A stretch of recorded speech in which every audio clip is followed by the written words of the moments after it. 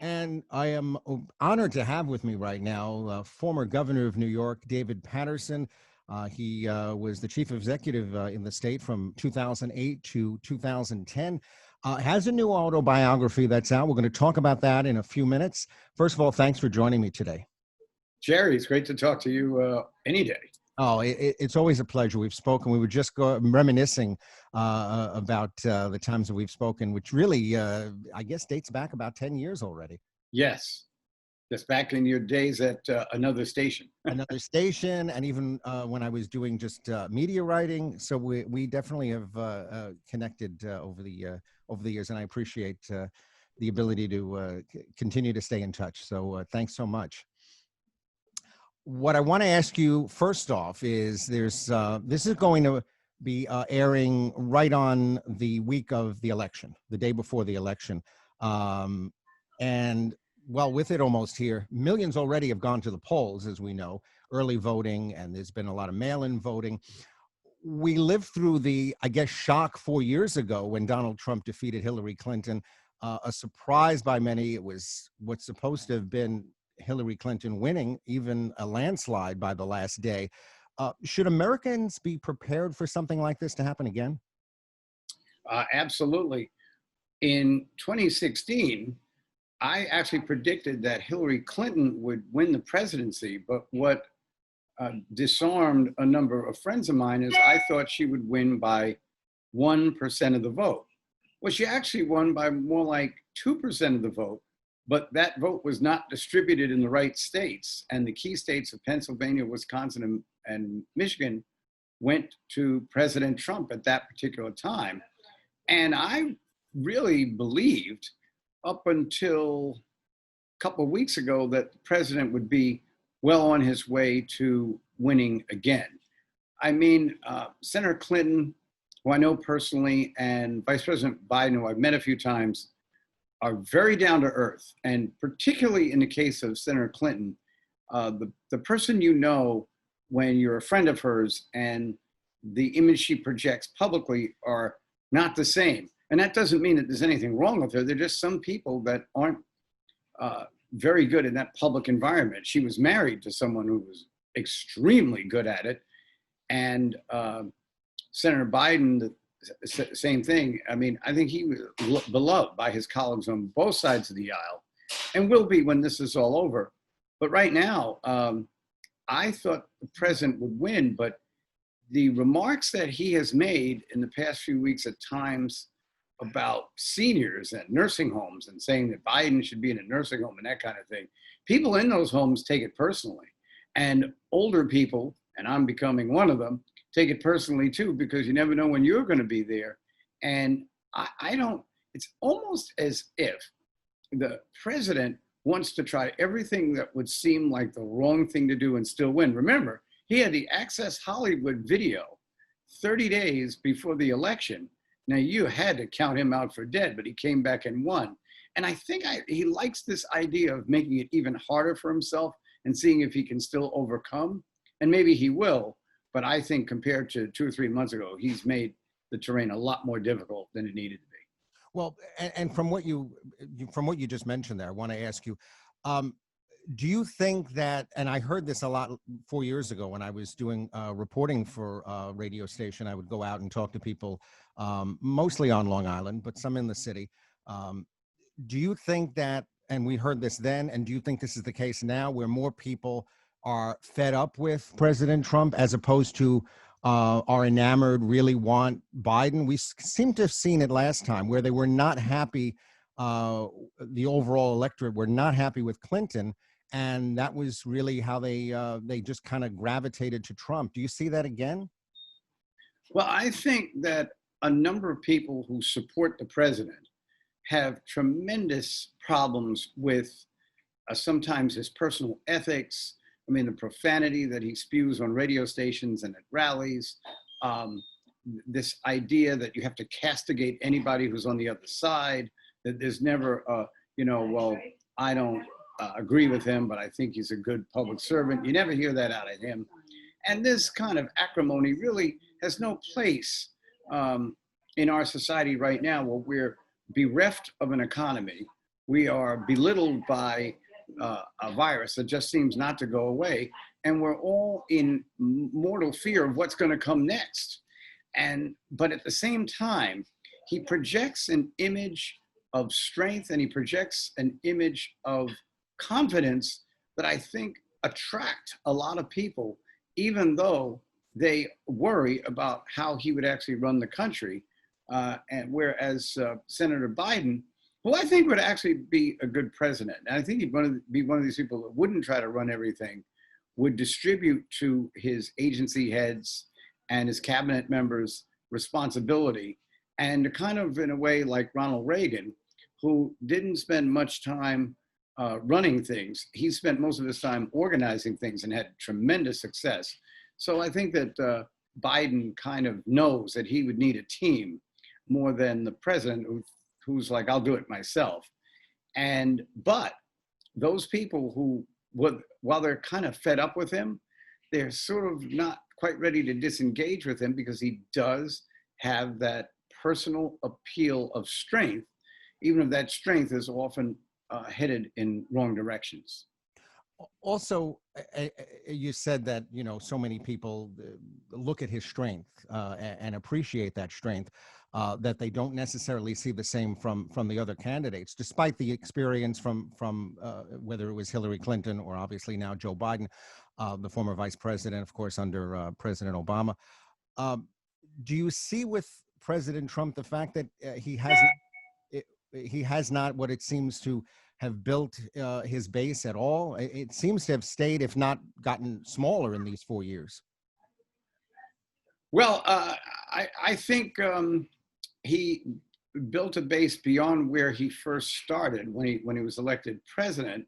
But then he has certainly frightened people in the suburbs, particularly women. And then he says, come on, please love me. You have to vote for me. I fixed all your damn problems, but a lot of those problems really haven't been fixed. Then seniors were very much in favor of him in 2016. He's evaporated that in some degree. And then this notion that I got the virus, now I'm immune, I couldn't get it again. Unfortunately, there are people who are getting it again. And, you know, it just doesn't portend well to try to pick up his support. But this leads me right back to what I said before. I think there's a part of him that actually, I mean, I remember when I was a kid, I used to play basketball with this guy, and he was so sure he could beat me that he would take these real long shots and, you know, often miss. And I would beat him, not because he couldn't beat me, but he just wanted to make it harder for himself.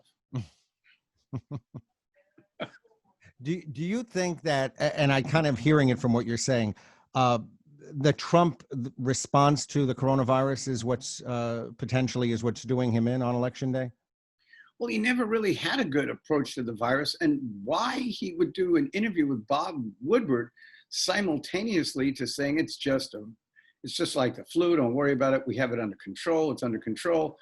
Then he finally has to admit there's a virus on March 13th, and within a week says he wants to reopen everything by April 12th, which just was not reading the seriousness of the virus at all. He and his vice president say that they've saved hundreds of thousands of lives. Well, in South Korea, they didn't lose even per capita nearly what the United States did because they hit the virus in a square in the face when it first started. And, you know, then he gets the virus, but, you know, just goes out to visit some people while he's in the Walter Reed Army Hospital. I mean, it's really a cavalier and kind of, you know, cursory approach to a very, very serious malady. And I'm not trying to say that the medical people are always right, that the medical people should always be listened to. I have some problems with them myself. But I think when you look at the contagiousness of the virus, which the president acknowledges when he's not at a rally, if he loses, I say he loses because of the virus.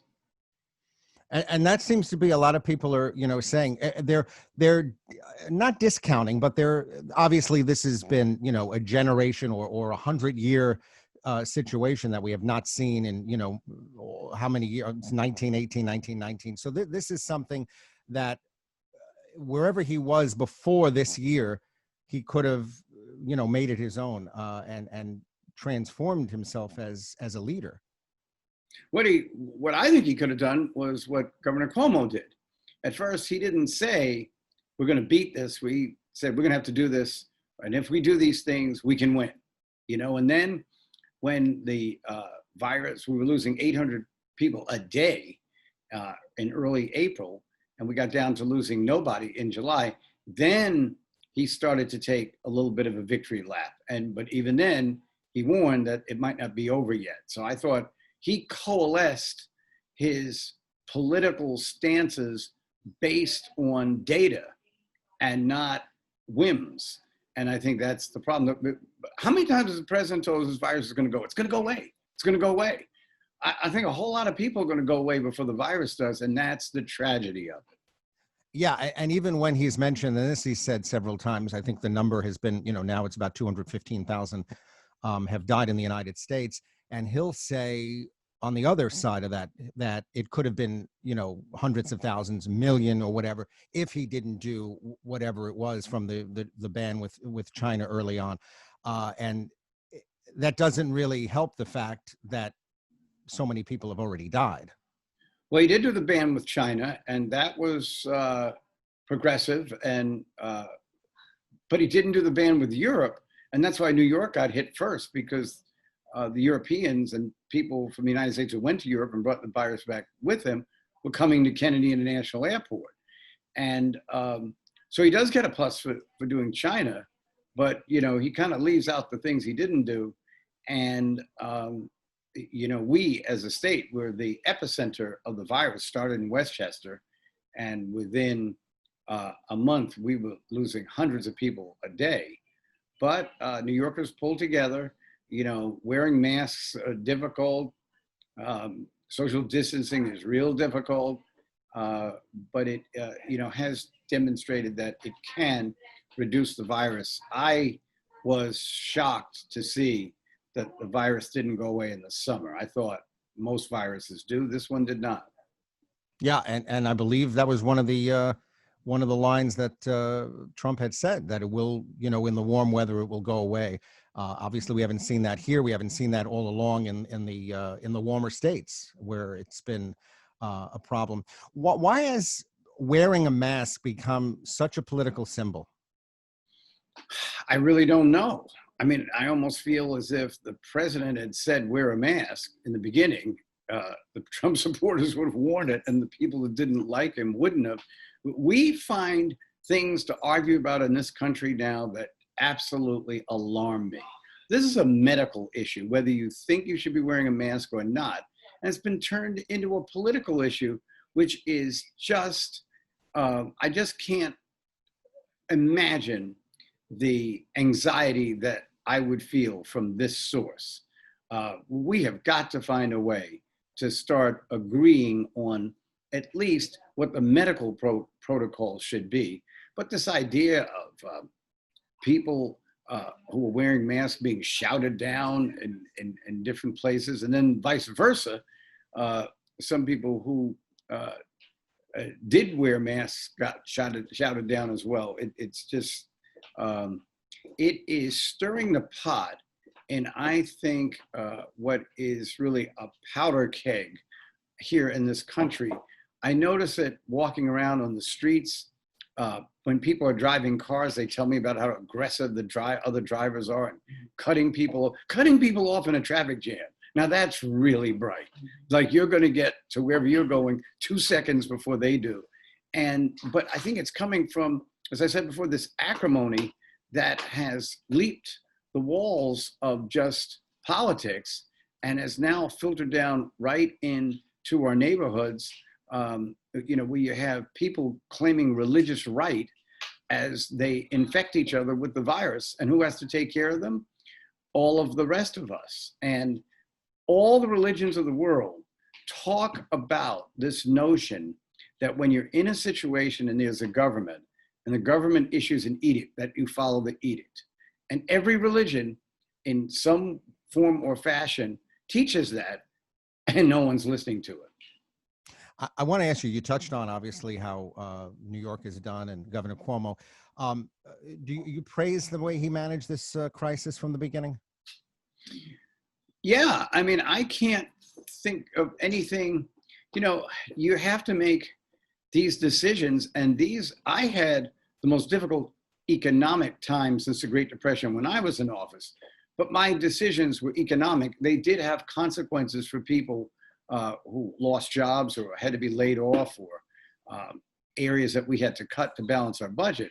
But he literally has had to make decisions that really address the human life and what to do about people in hospitals and different places like that. And these are decisions that were being made with very little data, decisions made in March and April when we didn't even really know what the virus was. And they say he asked for help from the federal government and they sent the comfort ship and he couldn't fill it. Well, that's because the numbers went down. So it didn't mean that this was his fault, that he wasted the taxpayer dollars. I remember once, Jerry, I was lieutenant governor. I got these chest pains one night. I went to the hospital and they kept me overnight in the hospital, and then they let me go and they said, we can't really find the problem. They wrote in the newspaper that I wasted everybody's time in the hospital because I went there. So what should I do? Stay home and pray that I don't have a heart attack? And that's what I think Governor Cuomo's had to face, where I think if he could do some things over again, he probably would do them differently. But who did it better than him? Mayor de Blasio is bouncing back and forth. First he wants to close things, then he wants to open them. And then we have the president who's telling us we're not in a crisis when there are people perishing all around him. So I think the governor stood out during that particular time. Two things I want to ask you about the governor. He's gotten some criticism for the way he dealt with nursing homes. Is that valid? Well, I thought it was valid at one point, but when I did some research based on the law as applied to what nursing homes are compelled to do under the law, they couldn't blame the governor for treating COVID cases that they let into the hospital. And in the end, if they thought that that was not compliant with the law, it was up to them, not the governor, to make that decision. And the law speaks very clearly on that subject. You mentioned Mayor de Blasio, and we've seen this not just from the pandemic, but at other times as well. There's been this almost a battle, and certainly we're seeing it in press conferences in the media, between the governor and the mayor. When they open schools, the mayor would make his statement, then Cuomo took over. Do you? I mean, I'm sure we've seen this in the past with administrations in the state and the city, but this seems to be at a different level between the two of them. Yeah, it's been one of the more confrontational situations, contentious and at times a little over the top. But I think that what the governor did when he became governor, and I didn't have time to do it, but I knew that you have to do it. You've got to bring people in who can execute policy, who are implementers. I think Mayor de Blasio ran a great campaign. He won the trust of New Yorkers, but he just strikes me as not having a team around him that when you say, I want to do something, they can make it happen for him. And I think that's frustrated the governor, who is one of the great administrators in this country. He showed that he was at HUD. He showed what he was as Attorney General. He showed what he was as a governor. Three completely different areas, one in housing, one in law enforcement, and one in public service. And I think when he sees that things don't happen quickly enough, I think his temper gets ignited.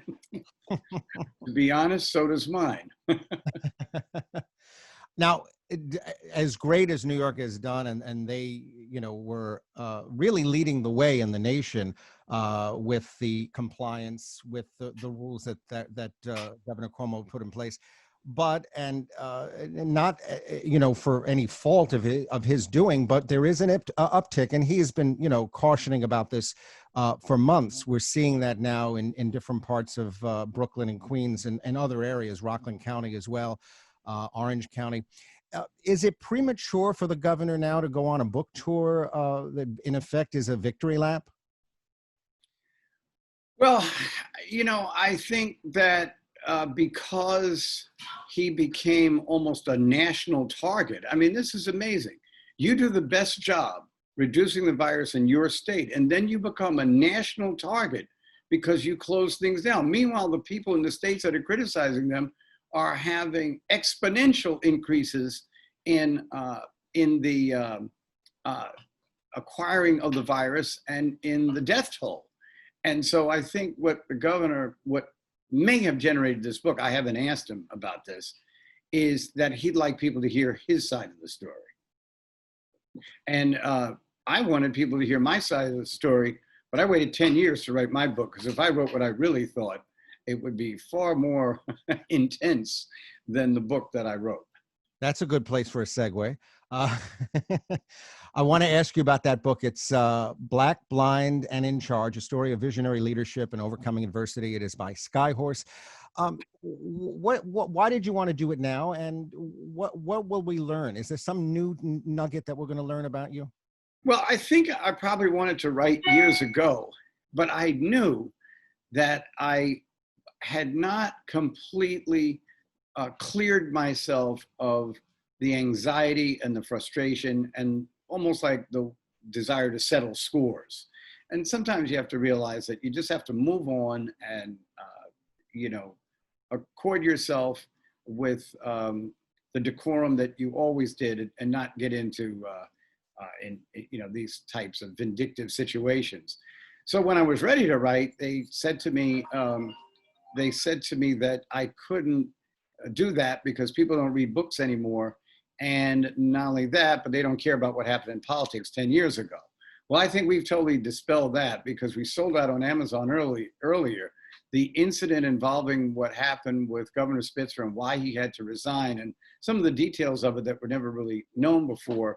The issue of even Donald Trump, who dropped by a few times to advise me on how to run the administration. And by the way, wasn't always wrong.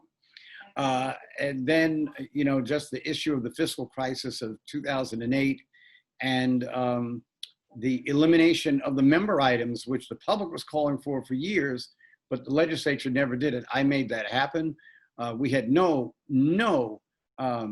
procurement between the state and minority and women-owned businesses, like 5% for all the minority-owned and all the women-owned businesses until I got there. And we closed $40 billion of debt in 33 months, which has got to be a record. And when someone does that, it's not likely they'll be coming back for another term. And I didn't have any problem with that.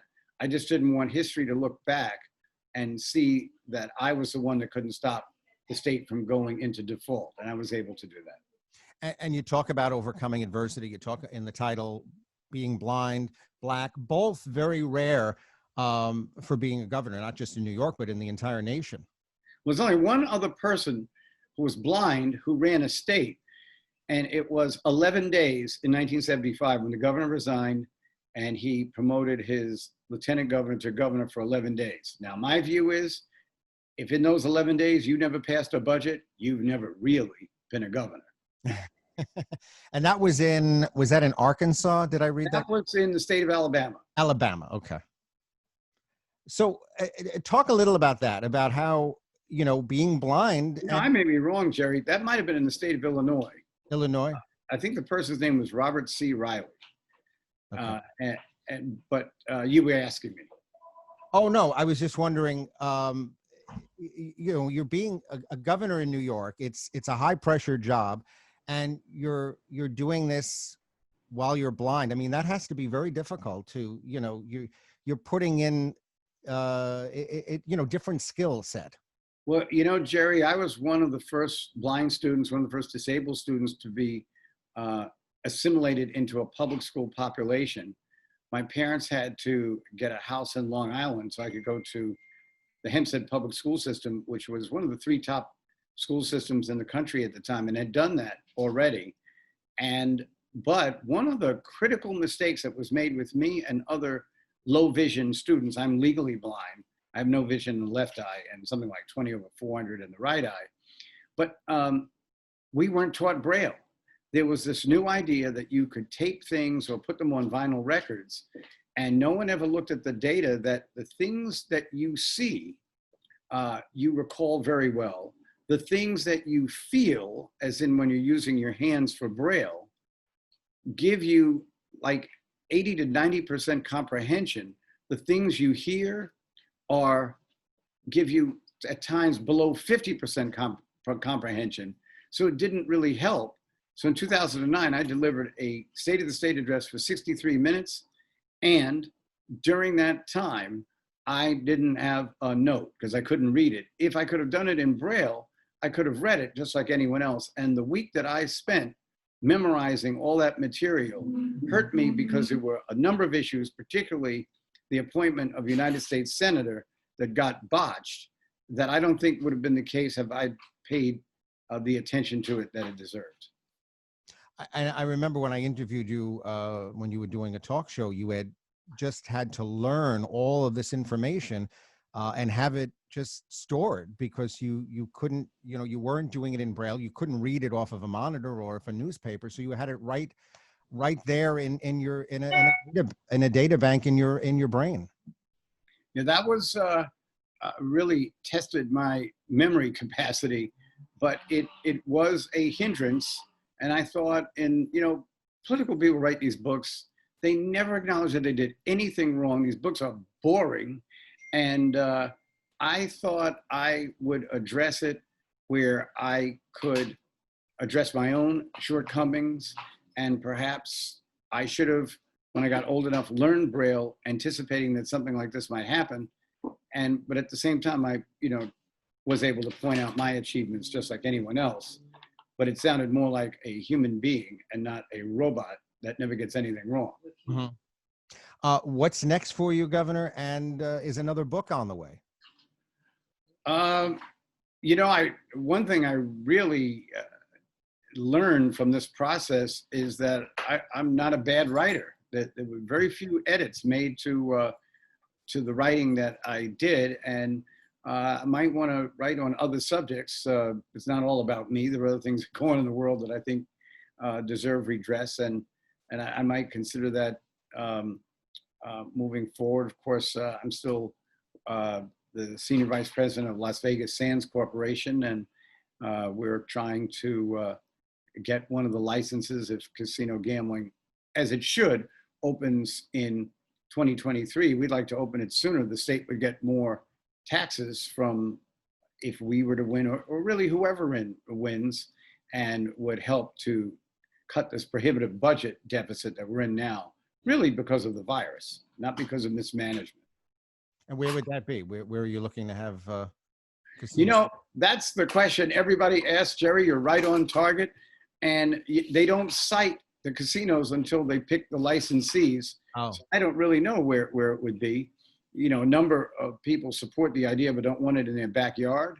Right. But what I would advise some neighborhoods is what you would want after this pandemic right now are jobs in your community and reigniting the engine of your local economy as much as the national one.